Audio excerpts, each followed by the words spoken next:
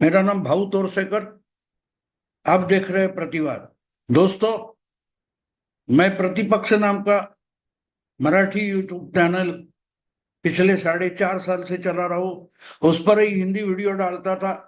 अब कुछ लोगों के डिमांड के कारण, आग्रह के कारण मैंने प्रतिवाद, ये मेरा अलग से हिंदी यूट्यूब चैनल बनाया है। जो मेरे हिंदी वीडियो सुनना चाहते वो यहाँ सब्सक्राइब करे, प्रतिवाद को सब्सक्राइब करे। दोस्तों, आज के विषय पर मैं अभी मेरा रुख करता हूं। आपको मालूम है, लोकसभा चुनाव के बाद 4 महीने में जम्मू कश्मीर और हरियाणा के चुनाव हो गए। और लोकसभा के नतीजे के बाद जिनके दिमाग में हवा चली गई थी, जिनका दिमाग गुब्बारा बन गया था कि हमने मोदी का अहंकार तोड़ दिया, हमने मोदी का ईगो तोड़ दिया, वगैरह वगैरह बातें करने वाले जो लोग थे, उनकी हवा जम्मू ने और हरियाणा ने उतार दी। और 1-2 महीने नहीं हो रहे तो महाराष्ट्र के चुनाव आ रहे। 8 अक्टूबर को महाराष्ट्र के चुनाव, हरियाणा के चुनाव नतीजे आए थे। और 20 नवंबर को महाराष्ट्र और झारखंड में चुनाव होने जा रहे। 23 नवंबर को इसके नतीजे आ जाएंगे। यानी कि बिल्कुल 1.5 महीने में हरियाणा का नतीजा आने के बाद झारखंड और महाराष्ट्र के चुनाव खत्म होकर मतगणना के बाद नतीजे आने वाले हैं। मैं जब बोल रहा हूं उसके बिल्कुल 10 दिन बाद प्रचार खत्म हो जाएगा। 2 दिन बाद यानी 20 नवंबर को वोटिंग होगा और उसके बाद 23 नवंबर को मतगणना होगी और नतीजे सामने आ जाएंगे।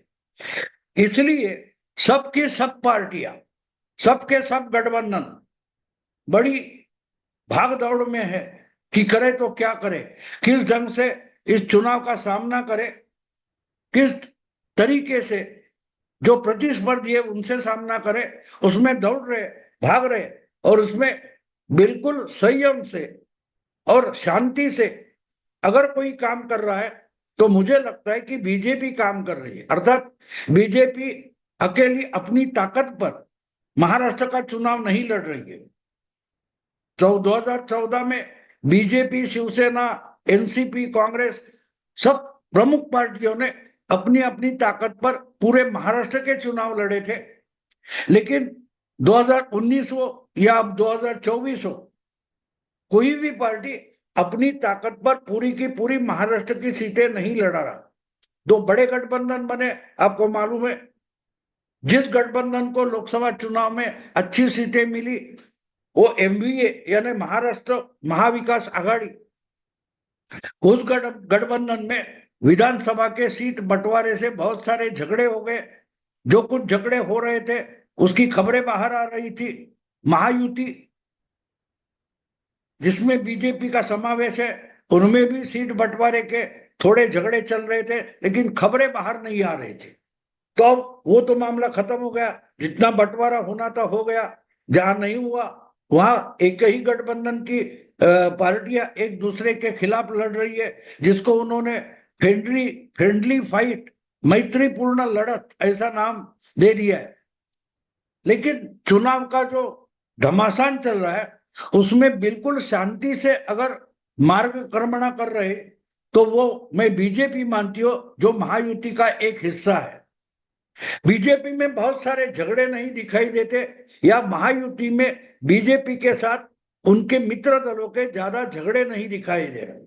और इसका एक कारण ऐसा है कि बीजेपी ने 148 सीटें अपने उम्मीदवार खड़े किए और उनके ही उम्मीदवार उनके मित्र दल से, यानी अजीत दादा की पार्टी हो, एकनाथ शिंदे की पार्टी हो या राज ठाकरे की पार्टी हो, उससे भी बीजेपी के कुछ लाडले उम्मीदवार मित्र दलों से भी लड़ रहे। तो पूरा का पूरा काउंट अगर बीजेपी का करे तो सबसे ज्यादा सीटें बीजेपी अपने नाम पर या अपने उम्मीदवार मित्र दलों के नाम पर लड़ा रही है। 178, 178।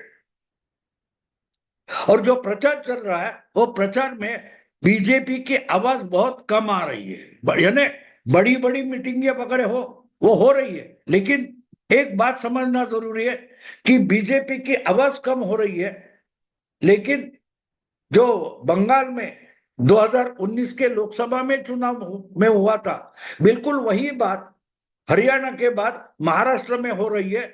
और बंगाल में 2019 में क्या हुआ था, आपको याद होगा कि अमित शाह जो उस वक्त बीजेपी के राष्ट्रीय अध्यक्ष हुआ करते थे, उन्होंने एक स्लोगन दिया था, चुपचाप कमल छाप, यानी बातें ज्यादा मत करो, ऊंची आवाज में बात ज्यादा मत करो, लेकिन चुपचाप रहकर बीजेपी के वोट बढ़ने चाहिए, इस ढंग से चुनाव केंद्र में जाके अपनी ताकत दिखाओ। उसको उन्होंने टैग लाइन दी थी, चुपचाप कमल छाप, यानी आपको चुपचाप काम करना है और बीजेपी के वोट बढ़ाना है।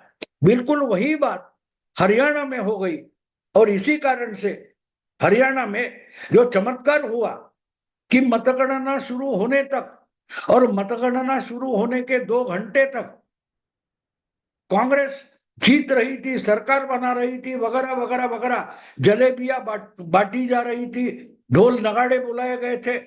2 घंटे में पिक्चर इतना पलटी हो गया कि मिठाई वालों को वापस भेजा गया, मिठाई वापस भेजी गई, ढोल नगाड़े वालों को पूरा पैसा देकर कांग्रेस के ऑफिस से भगाया गया, क्योंकि चुपचाप कमल छाप हो गया था।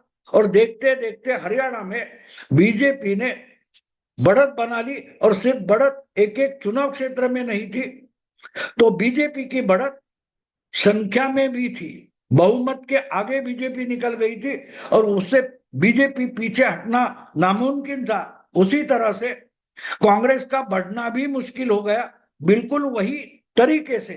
अगर महाराष्ट्र में बीजेपी का काम चल रहा है, अब बीजेपी के जो पदाधिकारी है, ऑफिस बेरर्स है, बीजेपी के नेता है, जो जगह जगह घूम रहे, सभा मीटिंग कर रहे, बड़ी बड़ी रैलियां कर रहे, वो तो दिखाई देते, पत्रकार परिषद घेते, वो दिखाई देते, लेकिन बीजेपी का एक खेमा ऐसा है, बीजेपी का एक हिस्सा ऐसा है कि जो बीजेपी में नहीं होता लेकिन बीजेपी का होता है, वो बीजेपी का घटक है आरएसएस, राष्ट्रीय स्वयंसेवक संघ, और उसकी अलग अलग शाखाएं, जिसमें विद्यार्थी परिषद आती है, जिसमें क्या बोलते हैं, विश्व हिंदू परिषद आती है, बजरंग दल आता है, जो अलग अलग है, वनवासी कल्याण आश्रम आता है। तो इसमें जो फैले हुए बीजेपी को मानने वाले और आरएसएस के स्वयंसेवक है, वो चुपचाप गांव गांव घूमकर बीजेपी को जिताने की कोशिश कर रहे। और जब मैं बीजेपी को बोल रहा हूं, उसका मतलब साफ है, जितनी पूरी ज्यादा से ज्यादा ताकत हो, ये बीजेपी को 148 उम्मीदवार के पीछे खड़ी की गई है। उसके बाद बीजेपी के कैंडिडेट जो अलग दलों से उभे, उनके पीछे भी आरएसएस की ताकत लगी है। और उसके बाद बीजेपी के गठबंधन में, महायुति में जो जो उम्मीदवार खड़े हैं, उनके पीछे भी आरएसएस ने अपनी बची कुची ताकत लगा रखी है। और ये लोग बीजेपी के साथ नहीं होते, बीजेपी के झंडे लेकर, पैम्पलेट लेकर नहीं घूमते। उन्होंने एक अभियान चलाया, मतदान बढ़ाओ, जागो मतदाता जागो, ये अभियान चलाया, और ये दिखाई नहीं देता, लेकिन बड़ी पैमाने पर मेरा ख्याल है पिछले 1.5-2 महीने से ये काम चल रहा है। और ये जो ग्राउंड वर्क हुआ है, उसके बाद ही, यानी फाउंडेशन डाला जाता है, नींव रखी जाती है, उसके बाद उस पर इमारत बनाई जाती है। तो 1.5-2 महीने से आरएसएस और उनके अलग अलग शाखाओं ने और संगठनों ने जो नींव बनाई है चुनाव के लिए, महाराष्ट्र के और झारखंड के, उस पर इमारत खड़ी करने के लिए अब बड़े बड़े नेता आने लगे। और उसमें सबसे बड़ा तगड़ा नेता आज की तारीख में मोदी से भी ज्यादा उत्तर प्रदेश के मुख्यमंत्री योगी आदित्यनाथ बन गए। योगी आदित्यनाथ ने पहली बार हरियाणा में बोल दिया था, बटोगे तो कटोगे। लोकसभा चुनाव के नतीजे आए, बीजेपी का बहुमत चला गया था, और उसके बाद बांग्लादेश में जो कुछ हो गया, उस पर हिंदुओं पर हमले हो गए। उसके बाद सिलीगुड़ी में, हिमाचल में रिएक्शन आ गई, तो वही धागा पकड़कर बुलडोजर बाबा ने हरियाणा में सिंह गर्जना की थी कि बटोगे तो कटोगे, एक रहोगे, नेक रहोगे, सेफ रहोगे। और बिल्कुल वही, उसको ही सबसे बड़ा प्रतिसाद हरियाणा में मिल गया, क्योंकि जो इमारत, जो बिल्डिंग बाबा, बुलडोजर बाबा खड़े करने निकले थे और आए थे, उसकी नींव आरएसएस ने, संघ की अलग अलग शाखा के जो कार्यकर्ता है, स्वयंसेवक है, उन्होंने 1 महीने पहले से रखना शुरू कर दिया था। और बिल्कुल वही हरियाणा के चुनाव नतीजे आने के आसपास और उसके बाद पूरे महाराष्ट्र में मैंने देखा है कि आरएसएस के कार्यकर्ता गांव गांव में, बस्ती बस्ती में, गांव खेड़े में, शहर के गली कूची में घूम रहे, और कोई उनके हाथ में झंडा नहीं दिखाई देगा, अपना काम कर रहे।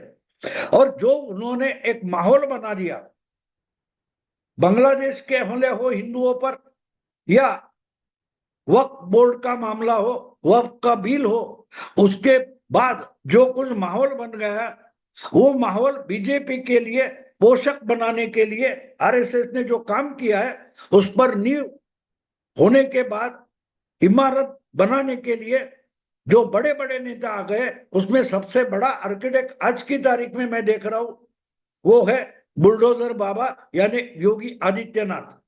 और जिस ढंग से योगी आदित्यनाथ महाराष्ट्र में आकर दहाड़ लगाकर जा रहे, आ रहे, जा रहे, उससे शरद पवार और उद्धव ठाकरे दोनों की नींद उड़ी है, होश उड़े हैं। पहले से उनको मालूम है कि लोकसभा चुनाव के बाद महिला वोटर को लुभाने के लिए एकनाथ शिंदे की महायुति सरकार ने, फडणवीस, अजित दादा और एकनाथ शिंदे ने मिलकर लाडली बहना की योजना लाई। हर महीने 1,500 रुपया, 1,500 रुपया अपने अपने खाते में पहुंच जाएंगे, और चुनाव की घोषणा होने तक 3 से 4 महीने का 1,500 रुपए के 4 किस्तें पहुंच गई है। और इस ढंग से जो बन गया है, उस पर महाविकास आघाड़ी यानी पवार, शरद पवार, उद्धव ठाकरे और नाना पटोले के पास कोई जवाब नहीं था। हाँ, वो फिर राहुल गांधी की गारंटी लेकर आ गए, लेकिन उस गारंटी की हिमाचल, कर्नाटक और तेलंगाना में जो बुरी हालत हो गई है, वो भी लोगों तक पहुंचाई जा रही है। आरएसएस वो बातें पहुंचा रहे हैं, शिंदे, फडणवीस और अजित दादा लाडली बहना की गारंटी पहुंचा रहे, और बुलडोजर बाबा हिंदू समाज को सुरक्षा की सौगंध दे रहे हैं, बटोगे तो कटोगे। महाराष्ट्र में जगह जगह में जिला तहसील पर जो बाबा, बुलडोजर बाबा के पोस्टर लगाए गए, उससे जो माहौल बन गया है, उससे पवार के भी होश उड़ गए, उड़ गए कि उनको पता चला है, उनको दिखाई दे रहा है। आम जनता, सामान्य गांव का खेडूत भी बोल रहा है, गांव का कोई लड़का बोल रहा है, तो वो हिंदू सुरक्षा की बात करने लगा है। वो वक्त का जो धोखा है उस पर बोल रहा है, बांग्लादेश में जो कुछ हुआ उस पर बोल रहा है। और इतनी ही बात नहीं है, एक जगह बुलडोजर बाबा ने शुरुआत कर दी है, उस पर अगर सबसे सोने पे सुहागा कहो तो अमेरिका में डोनाल्ड ट्रंप जीत गए, जो मोदी को खुद का अच्छा दोस्त मानते हैं। उनकी जीत में हिंदुओं की जीत है, ये जो मामला चर्चा में आ गया है, उसका भी महाराष्ट्र और झारखंड में बड़ा प्रभाव दिखाई दे रहा है। और इसलिए इस माहौल में जब योगी आदित्यनाथ महाराष्ट्र में आकर बड़े तगड़े भाषण दे रहे हैं, बिल्कुल आक्रामक मोटिवेशनल भाषण दे रहे हैं, उसका परिणाम आम मतदाताओं पर दिखने लगा है। और जो परिणाम दिख रहा है, इससे पवार, पटोले और उद्धव बौखला गए। उनको समझ में नहीं आ रहा है कि महायुति का जो बम्बार्डिंग चल रहा है, अमित शाह, मोदी, योगी और बाकी सारे राज्य के नेता, जिस ढंग से महायुति का बम्बार्डिंग चल रहा है, उसको मुंह भी उसके सामने खड़े कैसे हो जाए? लड़ने की बात तो बाद आती है। अगर आप डटकर खड़े रहो तो ही लड़ सकते हो, लेकिन जिस ढंग की बीजेपी और महायुति से बम्बार्डिंग हो रही है, एक के बाद एक मुद्दे लाए जा रहे हैं, लुभावने आश्वासन, योजना, अमल में लाई हुई योजना, और इसके सामने खड़ा रहना भी ठाकरे पवार को मुश्किल हो गया है। और अगर ऐसी स्थिति में बड़ा आक्रामक हमला अगर योगी आदित्यनाथ करते तो पवार और ठाकरे के होश उड़ना, नींद खराब होना बिल्कुल जायज है, होगा ही, और होता हुआ दिखाई दे रहा है। एक बात है, अगर इस बार जो मेरा अंदाजा है उस ढंग से बीजेपी 160, बीजेपी यानी महायुति अगर 160 के ऊपर सीटें लाती है तो वो करिश्मा मोदी से भी ज्यादा योगी का होगा, और योगी का जितना होगा उतना ही ट्रंप साहब का भी होगा। क्योंकि मुंबई महाराष्ट्र का चुनाव जिस ढंग से चल रहा है उसमें ऐन मौके पर, ठीक समय पर अमेरिका के राष्ट्राध्यक्ष चुनाव के नतीजे आए हैं, और वहां राहुल गांधी के जो वहां के दोस्त है उनकी जो बुरी हार हो गई है, उससे महाराष्ट्र में एक बड़ी चेतना पैदा हो गई है। और इसीलिए भी योगी आदित्यनाथ महाराष्ट्र के चुनाव में सबसे प्रभावशाली नेता साबित हो गए प्रचार के लिए। देखते हैं दोस्तों, सिर्फ अभी कितने, आज मैं बोल रहा हूं तो 8 तारीख है, बिल्कुल 15 दिन के बाद हमारे सामने महाराष्ट्र के और झारखंड के नतीजे हो गए, और झारखंड में पूरा उधम मचाकर ही हमारे बुलडोजर बाबा मुंबई महाराष्ट्र में आ रहे हैं। तो देखते हैं तो क्या होता है। अभी यही रुकता हूं। अगर ये वीडियो पसंद है तो लाइक कीजिए, शेयर कीजिए, और प्रतिवाद को ज्यादा से ज्यादा सब्सक्राइब कीजिए। नमस्कार।